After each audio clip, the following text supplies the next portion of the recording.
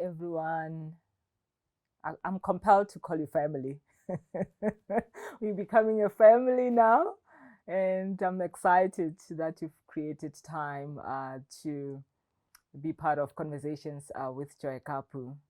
And today, as usual, we're going to have meaningful conversations and that, will be able to touch, on other people's lives.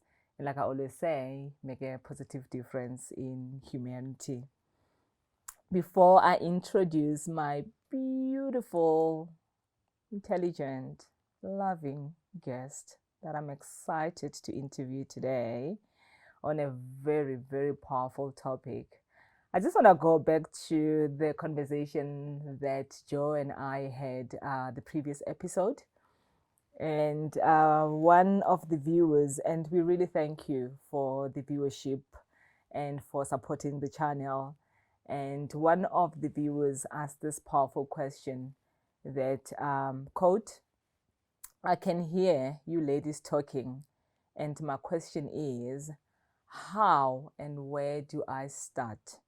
I've been procrastinating starting a project for years due to fear of failure. Very powerful question. And I know that it's not just this particular viewer that is currently experiencing this. Many people procrastinate. They are not able to start due to different fears. Might be fear of the unknown, like this viewer said, fear of failure. Sometimes can even be fear of success. And we'll talk more about it, in the next episodes. So what I would say to this viewer, I've been here before. I've procrastinated before many times. Even thus, it's a perfect example. I have procrastinated for years starting a YouTube channel. I've told you during the first episode because I had fear of social media. I didn't want to expose myself to the world because I got my space and my energy fearlessly. So what I would say to you, I'm going to refer to the Chinese proverb by Lao Tzu. It's a common, Chinese proverb that says, a journey of 1,000 miles begins with a single step.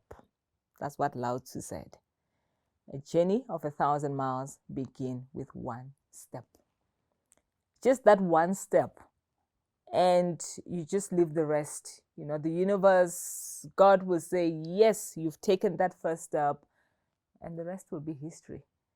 So what I'm saying is, even when you start and then failure happens, because you've mentioned fear of failure, don't give up. It's about being resilient. Learn from that failure and then do something different next time. So like I always say, failure is not the opposite of success, it's part of success. And I wish you all the best. I can't wait for you to tell us in future that you've started and how is it going. And of course, we also offer coaching sessions at Joy Kaapu Consulting. So if you would like, to enroll for our coaching sessions, you can go to our website, joykaapu.com. You can find the email address there, and we'll be able to coach you to start this beautiful journey. Thank you. Madam? Yes, ma'am. How are you? I'm good, thanks. And How this are you? hotness. Thank you. You are looking hot. Huh? Thank you. Look at the shoes. Look at you, the dress. Thank you for accepting the invitation.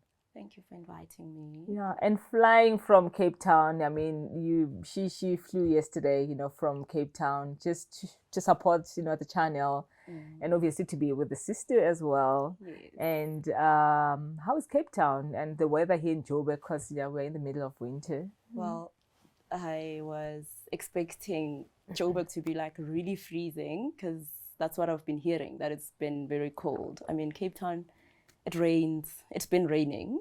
It rains and then it's hot. The sun is out and then it's cold again. It's back. So the weather in Cape Town has been very unstable. But I must say that this is nice. Yeah. Like I expected something totally different, like coming to Joburg. I mean, I haven't been here in a while. Well, not a long time, but Not a long time. When we met. Yes, And I last should year. tell the viewers how we've met, right? Very interesting story. So there's this lovely restaurant around our neighborhood, and I went there with my assistant. Yeah, we were having some lunch, and then this young, beautiful lady was sitting on the next table, and we just gravitated towards each other. I loved how she looked. She always looks beautiful, and then she complimented me as well, and we just started talking. That's when you were transitioning from Joburg to Cape Town, right? Yeah. Yes. And we just exchanged the numbers, and she calls me mother. I call her daughter, baby girl. And we've been talking, and isn't it amazing? I always say kindness is just amazing, and humility. You never know who you're gonna bump into. Yeah.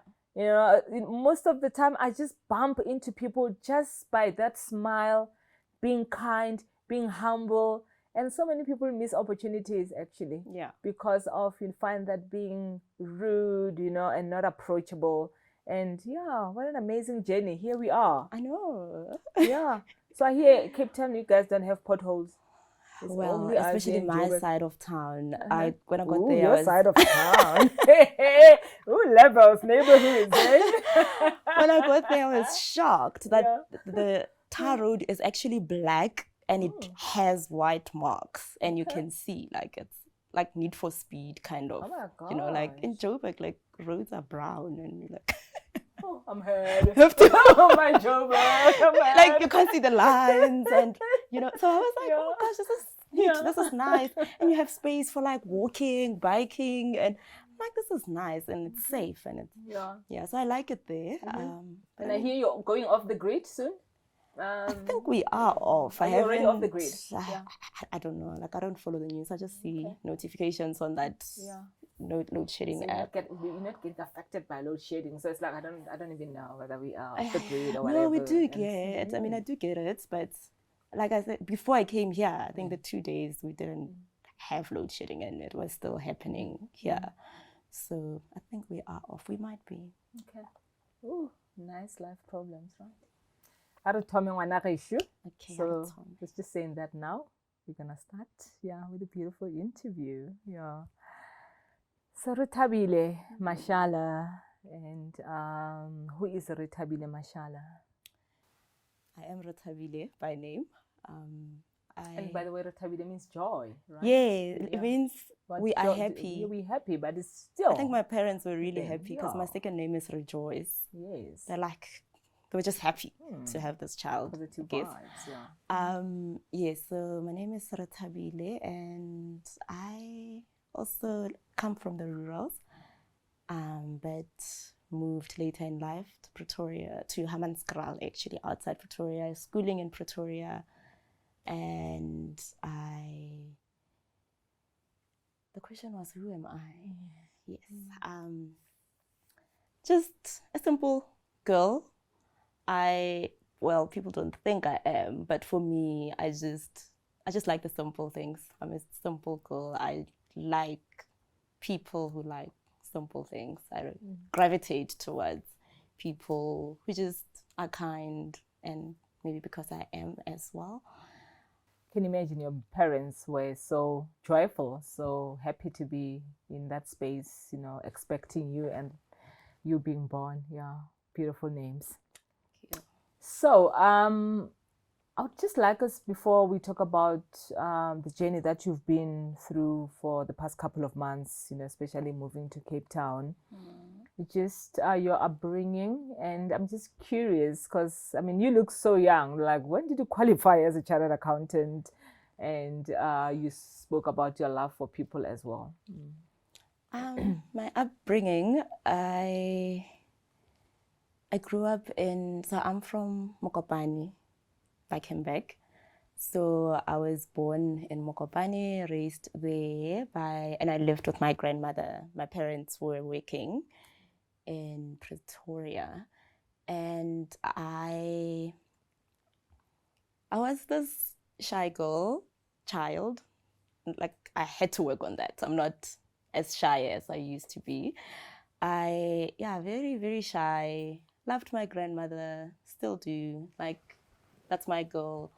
And I think we had an okay life. We had a good life. We had an okay life. I mean, in a village. I am one of 3 children, and I'm the first. I have 2 younger brothers. And I lived with my mom and dad and the brothers. And yeah, I mean, I went to a weird school, had a good time there. I was doing well in school. So academics have always been a really good or great part of my life and myself. And yeah, we are proud rural girls. I grew up in the villages. Yeah. So, I've been talking a lot about your journey, that you've recently been on a very transformational journey. Yes. And I think it's important for us to have this conversation. You know, the episode we're having today is also something very close to my heart, because this is gonna help, you know, a lot of people out there who suffer in silence, who are not vulnerable to talk about issues around mental wellness and being courageous enough to put yourself first. And I always say it's about self-worth and self-love. And I really want to honor you and thank you for being courageous, you know, to accept this invitation to share your journey around, you know, mental wellness. Yeah. And as a professional, as a beautiful, you know, Black young woman. Because sometimes we tend to stereotype and label and think that people who are doing well in life, who are educated, you know, who are beautiful, self-sufficient, they don't experience issues like this. And I know it's a sensitive issue. Yeah. And I would like us, you know, to just unpack it so that we can help, you know, other people out there. So yeah, may you please just share with us, what have you been through? And in a nutshell. Well, that's why I said when you mentioned COVID 2020, and I think that's where my struggles with mental health started. So I think COVID played a huge role. I'm a very social person. You are. You are actually. You're a social butterfly. Yeah. I'm a very social person. I like to see people. I like to interact with people. I like, you know. So for me, going to work was more like a social event for me, going to the office. And we worked really long hours. I was in audit, and long hours were the norm, you know, and that's when it started. So when COVID hit, being at home and not being able to go to work sort of started becoming an issue for me. At first I was excited. Oh gosh, I was very excited about lockdown and got everything I needed in the house. I was cooking, I was baking, I was working, everything was working out. And when they extended the lockdown, now I started panicking. Like, okay, it was nice to do this for a month, but am I gonna stay another month in the house alone? And I stayed by myself. I mean, even while I was here, I still stayed by myself. Okay, now this is getting too much, a bit too much. Like, I can't go anywhere, I can't see people, I can't, like, even work. Work is just getting even more tedious because people now, it's like you're at home, you're expected to work. Like, I mean, what else are you doing? What else can you do? The hours became worse than what they were before. And I mean, before they were bearable because we would sit together in the office until whatever time and go home, come back in the morning, you know, like there were, although it was long hours, there were boundaries. Like, even if we knock off at 11 p.m., we still go home and come back. But now I found myself in a place where the work doesn't stop. So you were sharing about the lockdown and the extension of that. In the beginning, you were very happy about it. I think most people were. But yeah, with the extension, that's when we realized that freedom is gone, right? And that's when you started experiencing, issues around mental wellness. Yes. And so, yeah, then what happened, Yeah. after that? Yeah. Yeah, so that continuous working led to burnout. But I didn't know what burnout was. I didn't even know what was going on with me. But one morning I woke up and I just couldn't get out of bed. I couldn't move my body. And I didn't understand what was going on with me. I wasn't sick. But I went to the doctor, and the doctor said it was burnout. I was stressed, highly stressed, very anxious, very, very. And he prescribed antidepressants, and it was foreign to me, and it was shocking. Like I said, I'm active, very involved. Well, before lockdown, very involved in a lot of activity, and I was doing well in a lot of things that I was involved in. So when that happened to me, it was a shock to my body. It was a shock to my system.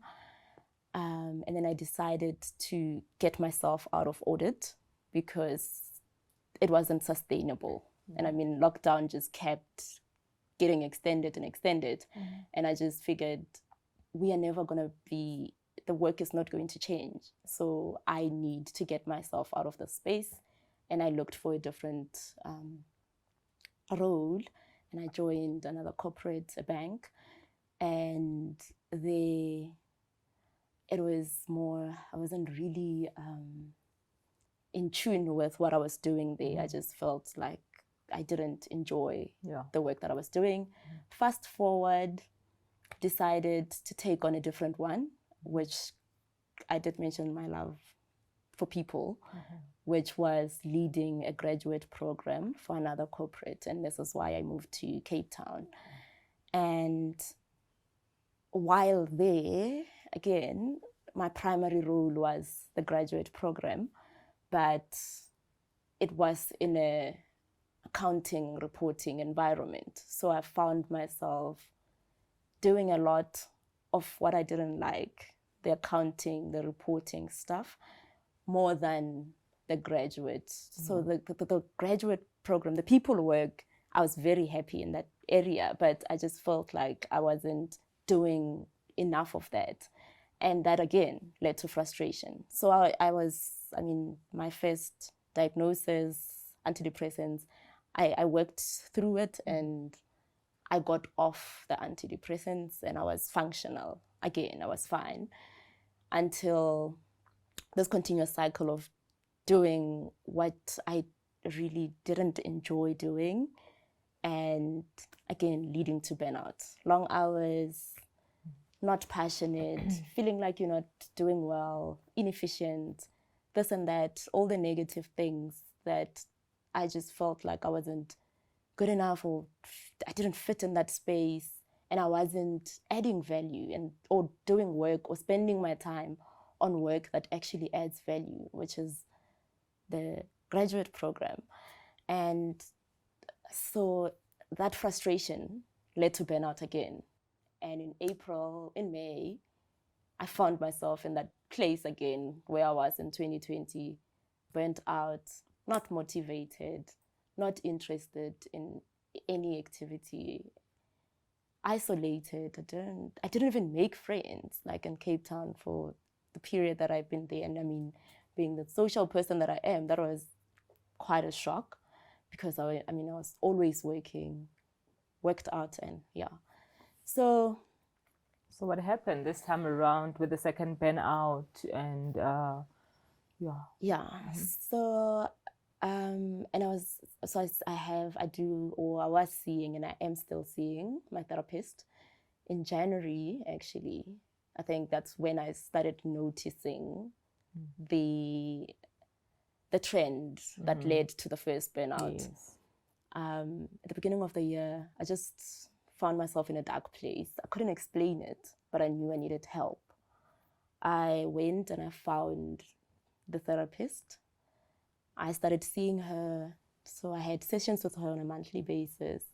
But the May one, she just wasn't happy with how I looked. I had lost so much weight. I wasn't eating. I was just crying. I just spent my days just crying and not happy and not satisfied, not fulfilled. So she said, she recommended that I check into a mental wellness clinic. And yeah. Thank you for sharing. Mm. Now, this is courageous of you, and being vulnerable in front of the world. Yeah. Takes me back to Brené Brown when she said that vulnerability is not a weakness. Yes. It is our greatest strength. I watched that TED Talk. Yes. It takes a lot of courage to open up to the world about this, because there's so many stereotypes, like I've said. People judging. Yeah. Because they don't understand how big this is. And I mean, to that point, like stereotypes, and when I got my diagnosis, and this time around it was diagnosed, it's depression. I was in shock, and I was like, how do I communicate this in the workplace? Will they understand me? Is this treated as a sickness? Like, can I take sick leave for being depressed? Like, how am I going to navigate this? Also, disappearing for 3 weeks. Yeah. What do I say when I come back? Like, where was I for 3 weeks? Like, you don't just, and also everything happened so fast. It wasn't planned leave. So it was I think I saw my therapist on a Wednesday, and by Monday I was checking in. So everything happened so fast. But I think knowing what you're dealing with is quite what helped me. Like, when she diagnosed me, I said, okay, now I know what it is. And then I had to accept it. Well, I left the clinic. It was a great program, focused on self-esteem, stress management. What was the other thing? Relationships. It was a really good program, I must say. And so I decided, before I left the clinic, I thought I was going to quit my job before I left the clinic. But just before I got discharged, I was like, maybe that's a very drastic move and very impulsive decision to make. And I went back to work. And for one day, and the next day, and I had this conversation, trying to explain to them, this is what happened, and how do we move forward? What changes do we need to make in my role that will sort of make me thrive and comfortable? Yes. But I just felt like they were not hearing me. And again, when God has made a decision, you can't change it. And the next day, I just decided, I don't fit in here, and I don't want to be here, and I quit my job. And I don't have courage. What an act of courage. I look at it as that, and for some reason I just felt a sense of relief after I sent that email to say, I am not going to do this anymore. I felt a sense of relief. I thought I was going to be very anxious. I don't have a job lined up, which is what I would generally do, like find a job to leave this job. Trust in the process. Yes. You know what's powerful for me in your story and this act of courage is being true to self. Yeah. Right? Because when you came back, you worked on yourself, right? And going back, they realized that you had conversations, courageous conversations. How can we shift things around? Yeah. It didn't work. But then he said, I'm going to put myself first. Yes. Right? It's self-love, it's self-worth, like I always say. So, you know what? I'm going to trust the process. I'm going to go into the unknown. Yes. I mean, the Rethabile, the CA goes into analysis paralysis, right? Yeah. You know, you need to make sure that everything is in order, you know, before I move from this corporate to that corporate. But right now you are in a space of saying, you know what, this is a clear canvas. Whatever next is coming, I'm going to trust this journey. Yes. And that's what I did. That's what I did. I just made the decision. Yeah. And I said, I need to trust God and I need to trust the process. Whatever it is that comes next. Like I said, I haven't defined what this is going to be with Joy. Yeah.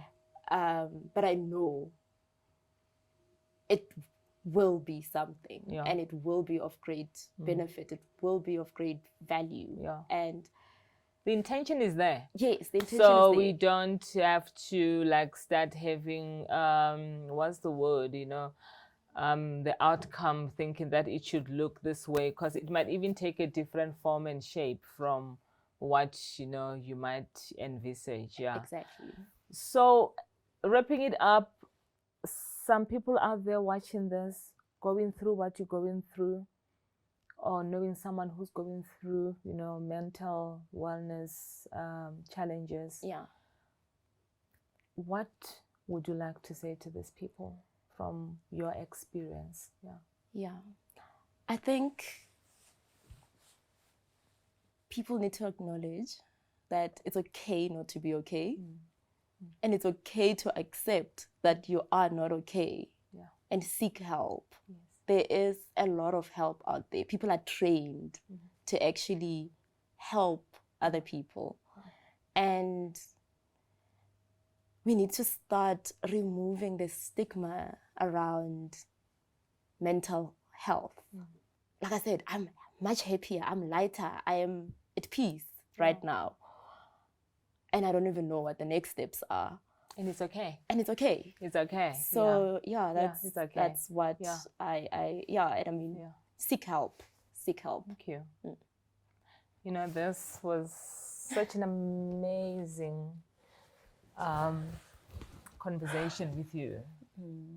And thank you once again for being part of this and for sharing your powerful story with the world. Yeah. I respect you and appreciate you for this, because I know it's gonna make a huge difference in so many people's lives out there. You know, I loved it when you said it's okay not to be okay. Yeah. Right? And you're responsible for your own well-being, right? Absolutely. Yeah. So I honor you and I thank you. Thank you. And I look forward to playing with you, right? Because this is our playground as we make magic happen out there. Right? Agree. Thank you. Thank you so much for having me. Thank you. Yeah. What a powerful conversation we've had today, and I trust that it's gonna help so many people out there, and not sounding like a broken record, that it's about time that we change that narrative around mental health.